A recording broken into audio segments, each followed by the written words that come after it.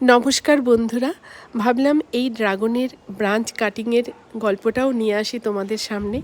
একেবারেই দুর্বল এবং মেন ব্রাঞ্চ থেকে বেরিয়ে আসা ছোট ছোট যে ধরনের ব্রাঞ্চগুলো, আর যেই ব্রাঞ্চে গতবার ফল হয়ে গেছে সেই কালো রঙের কাঁটাযুক্ত গাছ, মানে কাঁটাযুক্ত ব্রাঞ্চ, সেগুলোই কাটবো এবং পরিষ্কার করে গাছের গোড়ায় একটু মিক্সড খাবার দিয়ে দেবো। আর দেখো, অবশ্যই একটা গ্লাভস পরে নেবে, কেননা এত কাটা থাকে এই ড্রাগনে। আর এই ব্রাঞ্চগুলো কিন্তু তোমরা বসিয়ে দিলে বালিতে 1 মাসের মধ্যেই শিকড় এসে যাবে। সেভাবেই আমার এই গাছটা করা। আর এই ব্রাঞ্চগুলো দেখি কি করতে পারি।